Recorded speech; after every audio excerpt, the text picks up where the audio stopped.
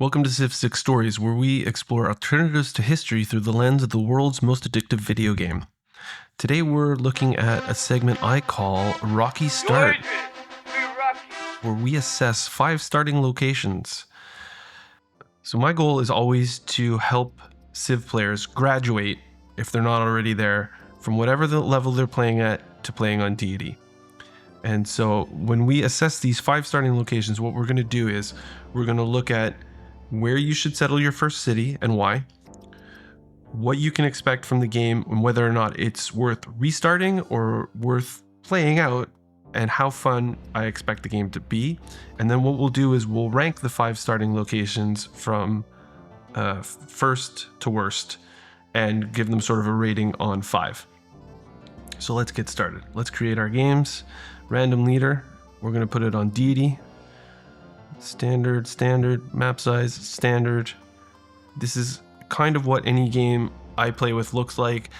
I do usually go through the advanced setup, and I have what I call my favorite setup, where I tinker with the old versus new world. I like a game with a little bit more hills, and then I tamper with the climate so that it's a little bit more wet, and so that there are more forests and more chops. More forests and more jungles for more chops to do. We're not going to bother with that here, but let's see what we got. Let's roll those dice. Tamar of Georgia. Ooh, one of my favorite civs. Love Tamar. So fun to play because it's such a different way of playing with this focus on city walls. All right, let's see what she's got. So this is always nice. Getting that continental divide boost on the first turn always feels good. Whew. I might go for building it right on here. You know something? I've played so many hours of Civ, and I don't know that if you build on a geothermal fissure, if next door, you'll still get the adjacency bonus for your campus or not. This is going to be a fun spot for a holy site. Let's move our warrior, just see what's there. Some interesting sea resources. So if we move here, 1, 2, 3, 4. So yeah, you could settle here, a nice coastal city, and get these resources here. But for now, we're going to pop it on here. So hopefully we'll increase this. We'll get a free science from turn 1 and an extra production tile. So that's pretty good. And then unfortunately we're gonna have you're probably gonna get the culture pop right here first, which you hope you get. Oh my gosh, this site for a campus right here is just gonna be glorious. Your adjacency between these 2 geothermal fissures is gonna be through the roof. It's gonna be like a 6 science. Plus, you know, eventually you'll get to chop these out. This looks like a decent spot if you chop this out for a late holy site. Do they need to run? However, provide faith equal to the... So you don't necessarily need to run a religion to make use of Georgia. They can run, or you can grow faith passively with them and still have a fun game. This is a really good fun start location, I think, so far. You got that continental divide boost at the very beginning. This incredible spot for a campus. You're going to get your irrigation boost right there. Be able to work this for gold. Couple chops here. Chop here. Who knows what your second city is going to be like. You might run into, again, a decent second city spot right here, or even, yeah, that's going to be your best one. Grab these 2 turtles. You'll get your sailing bonus right away. And we haven't even explored, you know, to the metaphorical east here. Really fun. This is like a 4-on-5 start location. And yeah, you're Georgia. Great, fun civ to play.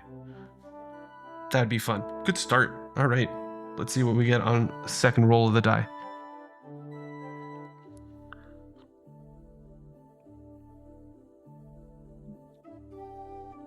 Oof. Kublai Khan of Mongolia. I played Kublai Khan of Mongolia recently, and it was just an absolute grind. They have that second economic policy card slot, which is great in the early game, but not so good for the rest of the game. This is a decent start. A couple ways to play this. I think I'm gonna go here to get the sailing boost. Let's see what we find here. Oh, so we've hit the Chocolate Hills. That's a great little first move. Now that, do we save that for our second city is the big question. 1, 2, 3, 4. So we, 1, 2, yeah. Our second city can go here. That would be a great spot for a second city. You get the extra culture. So it's going to be a slow build here because we don't have great tiles to work from the get-go, but all of these luxury resources, is it giving us, it's probably giving us this first. No, okay, so we're getting the extra culture. It's not bad. First pop is going to be here, and then you're going to want to work that tile because it's the only way you're going to make enough food. So it's going to be a bit of a slow start out of the gate, that is for sure. But that second city right there, beautiful. I still don't think this is as good as the Tamar of Georgia start because of those geothermal fissures. But you can see already this is down to 9 turns instead of the usual 15, which is good. And who knows what else we can find. There's we're obviously at the north, far north here, and everything's just going to build out from Xanadu. I'm going to give this a 3.5 on 5 as a starting location. Not as good as Tamar's 4 on 5, but this is definitely looks playable. There's some good spots early on. Not the greatest spot for our capital city, but I feel like our second city is gonna rock and roll. All right, let's roll the dice for turn number 3.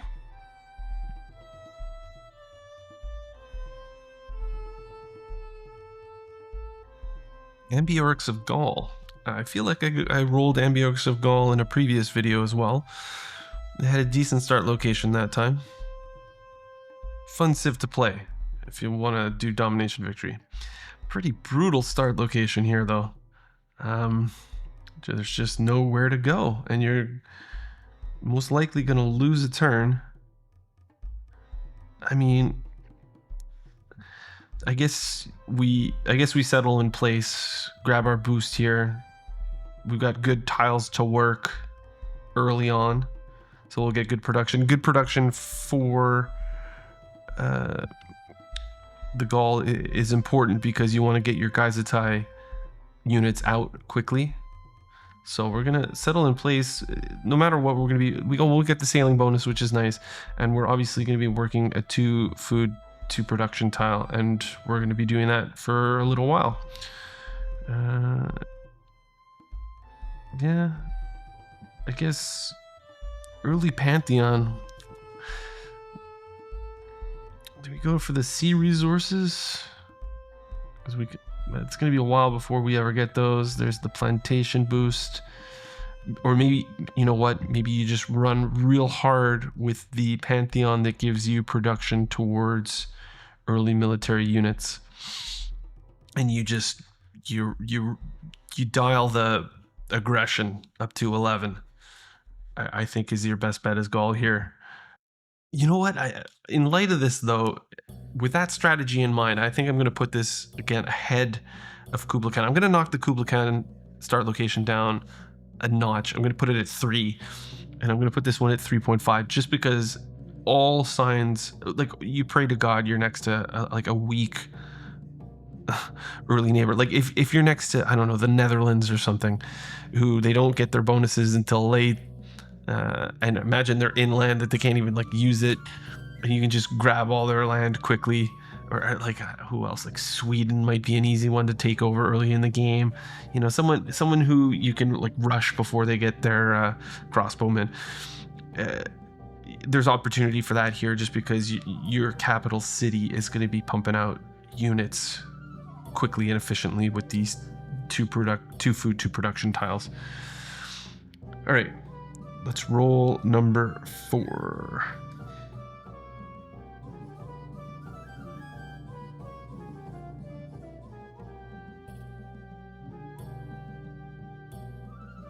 Okay, Simon Bolivar. Always fun to play as Gran Colombia. They're just easy. They've got the movement boost, which is lovely. These Comandante Generals, which is always lovely. Not the world's greatest start location here. Let's see what we can find by moving our warrior. Okay, so I think the most obvious one to go for is right here. The first tile being worked is probably going to be this one, so you'll get the early faith boost. You'll have a tradable item right from the get-go because you'll have olives. Let's see if we're working this. Yeah, you can see we're getting the 1 faith right away. But production's going to be a bit slow. Probably go for a scout on the first one. Play it cool and safe to begin with before you get that second city up and running. And make sure that when you meet your first neighbor, you trade away olives, because it should be in our list there. City state yields. Where do we want it? We want it resources. No? Global resources. Yeah, you can see we're getting our olives there. So we'll want to trade that away for early gold with whoever we meet early. And then there's going to be a second one. Yeah, you got to presume that there's going to be like a river here and a decent second city location. I'm tempted to go to the second turn just to see what else is around here and move that warrior. Decent start location. I'm giving this a 3 on 5, kind of on par with that Mongolian start. Tough call. I might give the Mongolian like a fraction of a bit better start than this one, but not bad. It definitely seems playable. You got your masonry boost here. You got your irrigation boost right here. You can definitely go for, I mean, you've already got the sailing boost, but then you'll be able to work these 2 tiles. Not bad, not bad. Okay, let's go for our 5th and final start location to assess.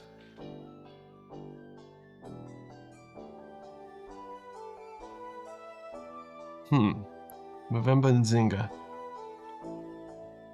Been a while since I played him, but I think he's like a cultural juggernaut, eh? Especially with his relics. Doesn't he do something crazy with relics? Yes. But how do you find relics? Oof. Brutal. Absolutely brutal start location. I mean, this is for me, this is a restart. This is a 1. There are no good tiles to work. There's barely even chops. There's no resources nearby.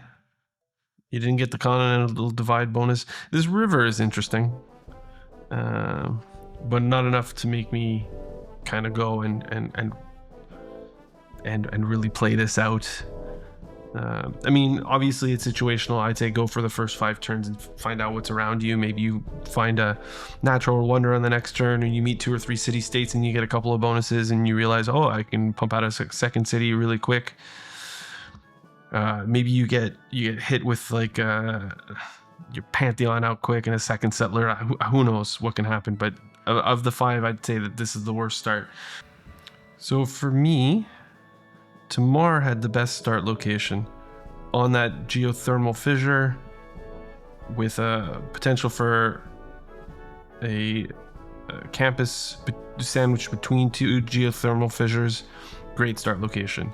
Number 2, I'm going to give to Ambiorix of Gaul, but it's very situational. And the reason I give him number 2 is because with his Gaizatai and these 2 food, 2 production tiles next to his capital, you're looking at an early steamroll rush of your nearest neighbor. Number 3. Oh, it's a tough call. Number 3 is, I'm going to give it to Kublai Khan, just because of the Chocolate Hills being nearby. Coming into number 4, but pretty darn close, is going to be Gran Colombia, just because there's such a good civ to play. You know, kind of the movement boost you get, you kind of always feel like you're in the game. And it's a decent start location because you get that free it's not free, but you don't have to work the tile, that tradable resources of the olives. And these sea resources nearby, this faith coming on early on, you're going to get an early pantheon, an early choice there, which is going to be good. And then easily the bottom is Movember and Zynga. That is just, that's a restart for me. There's just not enough juicy bits nearby tempting me to keep playing. So that's all. I hope you guys enjoyed this session of Rocky Start. Obviously, you guys will see the game differently than myself, and if you see something that I didn't see, feel free to comment and point it out. Yeah, I'll see you guys next time.